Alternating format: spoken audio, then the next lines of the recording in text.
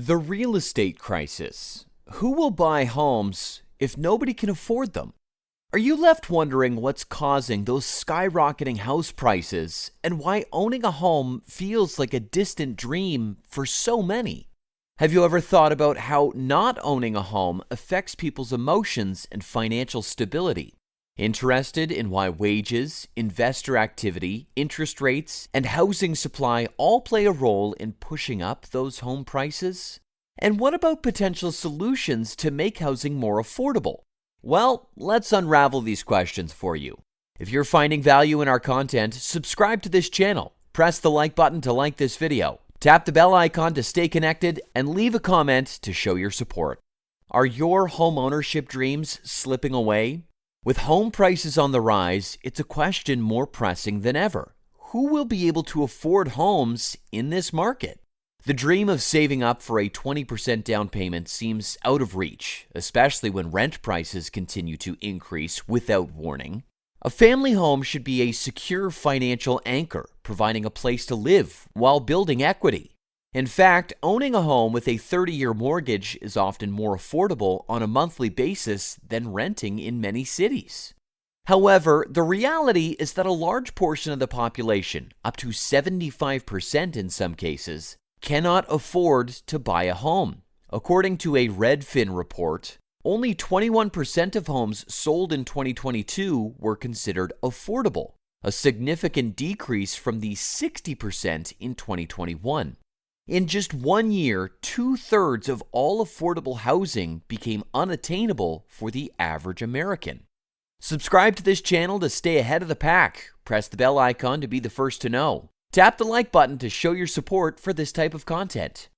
The impact of not owning a home. 1. Emotional distress. A survey conducted by psychologist Elizabeth Neal reveals that many individuals who do not own homes often experience feelings of inadequacy, unfulfillment, and hopelessness. These emotions can have a detrimental effect on their mental well-being, interpersonal relationships, and self-esteem. 2. Financial insecurity. The absence of home ownership can result in reduced financial stability for these individuals. Home ownership is typically viewed as a means of accumulating wealth and securing retirement income. Non-homeowners may encounter increased financial challenges and risks in the future, especially if they continue renting for an extended period. Moreover, they may face limited access to credit and financial services, as home ownership can serve as collateral for obtaining loans. 3. Substandard living conditions. Those who do not own homes may have limited choices and control over their living situations. Consequently, they may find themselves residing in housing that is subpar, overcrowded, unsanitary, or unsafe. The poor quality of housing can contribute to health issues, including chronic diseases, injuries, and infections. Additionally, it can adversely impact child development, education, and social outcomes. This alarming situation begs the question, if people can't afford to buy homes, how can prices continue to rise? The answer lies in several factors. 1. The wage housing gap. This is the difference between what people need to afford a decent place to live and what they actually earn. This gap highlights the struggle for affordable housing in the U.S. and elsewhere. Rising home prices, stagnant wages, and growing inequality are making it hard for millions to find homes that don't cost more than 30% of their income. In 3 years, the average U.S. home price jumped by $100,000, while the yearly salary stayed at $50,000. This means the average American needs to save for a house that costs 2 times their income. The U.S. minimum wage is $7.25 an hour, but you need $20.40 an hour to afford a modest rental home. That's like working 112 hours a week or having almost 3 full-time jobs. The wage gap between men and women matters too. In 2022, women earned 82 cents for every dollar men earned. So, women needed to work until February 16, 2023 to match what men earned in 2022.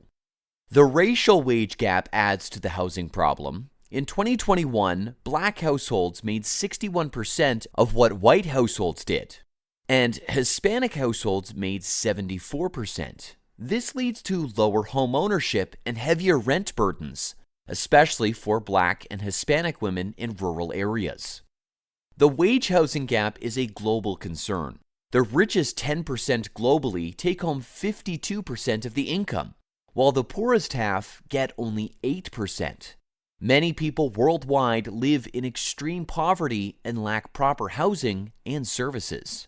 This shows the wage housing gap affects various aspects of life, like health, education, social mobility, and dignity. 2. Investors, the silent drivers of price. One of the factors that drives up the price of housing is the demand from investors, both domestic and international, who are willing to pay above the market price for properties. These investors are not looking for a place to live, but rather a place to park their money and earn a return. They often buy properties in cash, without any financing or inspection contingencies, making it harder for ordinary buyers to compete. This affects the prices for everyone else, as it creates an artificial scarcity of supply and inflates the value of homes.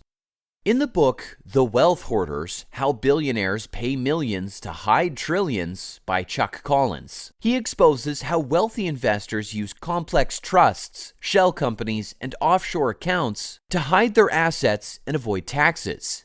He argues that this practice not only deprives the public of revenue, but also contributes to the housing crisis, as these investors buy up properties in desirable locations and leave them vacant or underused. In Vancouver, Canada, foreign investors have been buying up luxury condos and mansions, driving up the average home price to over $1 million. Many of these properties are left empty or underused, creating a phenomenon known as ghost homes. This has led to a housing crisis for locals who cannot afford to rent or buy in their own city. These examples show that investors mess with housing prices by messing up the balance between supply and demand. This hurts everyone, especially those trying to find a good home that fits their budget. 3. Interest rates. In addition, the housing market is greatly influenced by interest rates set by the central bank.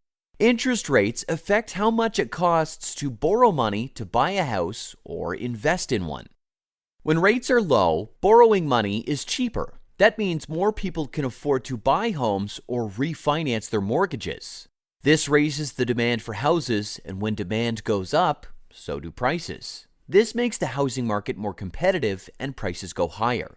A couple of big players that can change the housing market with interest rates are institutional investors. These are big organizations that buy lots of single-family homes, like private equity firms and real estate investment trusts. They often pay with cash, which can outbid regular buyers. They rent out or sell the homes. Institutional investors are more active in markets with low interest rates, strong rental demand, and rising prices. The Federal Reserve. This is like the boss of all banks in the U.S. It sets a rate that banks use to lend money to each other. This rate affects other interest rates, like those for mortgages. The Federal Reserve tries to keep employment high and prices steady. When things get tough, it can lower rates, like it did during the 2008 financial crisis and the COVID-19 pandemic. Lower rates make it cheaper to buy homes and refinance, which boosts the housing market. So interest rates can really shake up the housing market, making it either easier or harder for regular folks to buy homes and changing prices in the process. 4. Limited supply of houses. Furthermore, the limited supply of houses also plays a role in the rising prices. The supply of houses is limited by several factors, such as the time it takes to build new homes, the availability of land in desirable locations, and the regulations and costs involved in construction. Building new homes is not a quick or easy process. It requires planning, financing, obtaining permits, hiring contractors, and completing various stages of construction. Depending on the size and complexity of the project, this can take months or even years. In some locations, especially urban areas, there is simply no more land available for building new homes. The demand for housing in these areas exceeds the supply, which drives up the prices and makes it harder for potential buyers to find a suitable home. Even if there is some land available, it may be subject to zoning laws, environmental regulations, or other restrictions that limit the type and density of housing that can be built. It is evident that the complex interplay of wage stagnation, investor demand, low interest rates, and limited supply all contribute to the continuous rise in housing prices. Without significant changes in these factors, this trend is likely to persist. How to tackle soaring house prices. Rising house prices may seem like an insurmountable challenge, but there are solutions within reach. Governments hold the key to making housing more affordable. Here's how. Financial education for all. Let's start by giving people the tools they need to make smart financial decisions. Teaching personal finance, budgeting, and saving can help individuals take charge of their homeownership dreams. Workshops and resources on financial literacy can guide them on effective money management and saving for that all-important down payment. Affordable housing initiatives. Governments can step in by offering help to low-income individuals and families. This assistance can come in the form of subsidies or grants. They can also team up with developers to create affordable housing projects or provide incentives for constructing budget-friendly housing. Embracing alternatives. There's a wave of change in housing trends, including tiny homes, co-housing communities, and cooperative housing. These fresh options offer sustainable and pocket-friendly alternatives to the traditional housing route. It's time for governments and local authorities to lend their support through zoning tweaks and financial encouragement. Addressing income inequality. Making the housing market accessible to everyone means boosting income levels. This can be achieved by introducing policies that raise wages and open up better job prospects. Minimum wage hikes, vocational training programs, diminishing income disparities, and support for budding entrepreneurs can make this a reality. Infrastructure and transportation investment.